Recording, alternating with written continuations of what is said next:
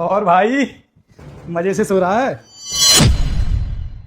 माफ करना भाभी जी, मुझे लगा था कि सतीश कमरे में सो रहा है, इस वजह से मैं बेड पर आ गया। अरे तो कोई बात नहीं, इतना घबरा क्यों रहे हो? ऐसा तो हो ही जाता है। देखो भाभी जी, आप प्लीज बुरा मत मानना, मुझे पता है कि मैंने बहुत बड़ी गलती कर दी है। गलती? कौन सी गलती?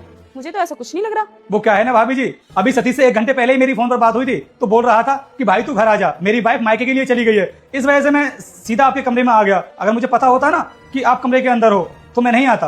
अरे इन्होंने मजाक मजाक में तुमसे बोल दिया होगा, मैं तो कहीं नहीं गई, मैं तो घर पर ही हूँ। उससे तो मैं पूछूंगा, उसने इतनी बड़ी मजाक मुझसे की क्यों? कहाँ है वो? उनकी बॉस की ना कॉल आई थी, कोई इंपोर्टेंट मीटिंग है जिसकी वजह से उन्हें विदेश जाना पड़ा। 3-4 दिनों के बाद ही घर आएंगे वो। अच्छा ठीक है फिर भाभी जी, मैं भी चलता हूँ। अरे रुको, तुम कहाँ जा रहे हो? हमेशा अपने दोस्त से मिलने के लिए आते हो, कभी कभी भाभी से भी मिल लिया करो। अरे भाभी जी, जब मेरा दोस्त ही नहीं है घर पर तो मैं रुककर क्या करूंगा? जब वो आ जाएगा ना तो मैं फिर से आ जाऊंगा। अरे यार, अब मैं तुम्हें कैसे समझाऊं? मेरे पति ना 3-4 दिनों के लिए विदेश गए हैं, 3-4 दिनों के बाद ही घर आएंगे और मैं घर पर अकेली हूँ। तो तुम समझ रहे हो ना मैं क्या कहना चाह रही हूँ? तो क्या भाभी जी, आपको इस घर में डर लगता है? चलो कोई बात नहीं, आप चिंता मत करो, मैं ना अपनी मम्मी से बोल दूंगा, वो 3-4 दिनों तक आपके साथ रह लेंगी, फिर तो आपको कोई दिक्कत नहीं होगी। अरे यार, तुम तो बिल्कुल बेवकूफों जैसी बातें कर रहे हो। तुम समझ ही नहीं रहे हो कि मैं क्या कहना चाह रही हूँ। थोड़ा समझो ना। अब देखो, तुम्हारे दोस्त घर पे है नहीं और मैं घर में बिल्कुल अकेली, तो मेरा ख्याल रखने वाला कोई तो होना चाहिए ना।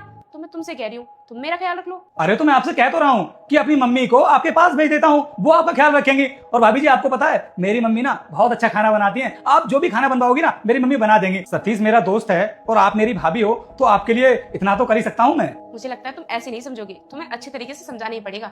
देखो, तुम जब भी अपने दोस्त से मिलने के लिए मेरे घर आते थे ना, तो तुम्हें देखकर मेरे दिल में कुछ कुछ होता था, लेकिन कभी मौका ही नहीं मिला ये बात बोलने का कि मैं तुमसे अपने दिल की बात बोलूं। लेकिन आज मौका मिला है, आज मैं तुमसे अपने दिल की बात बोल रही हूँ। मुझे ना तुमसे प्यार हो गया है। अरे भाभी जी, ये क्या बोल रही हो आप पागल तो नहीं हो गई हो?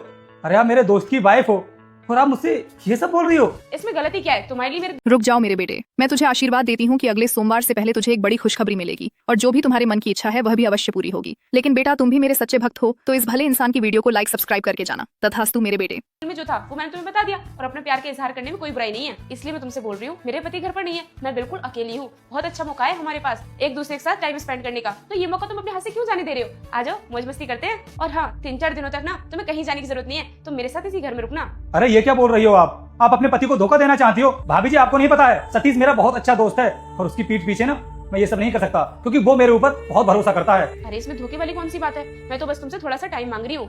और वैसे भी ये बात ना उन दोनों के बीच में ही रहेगी, किसी तीसरे को इस बात के बारे में पता भी नहीं चलेगा। और तुम तो जानते ही हो, तुम्हारे दोस्त हमेशा ऑफिस के काम से ज्यादातर बाहर ही रहते हैं, मैं रहती हूँ घर में अकेली।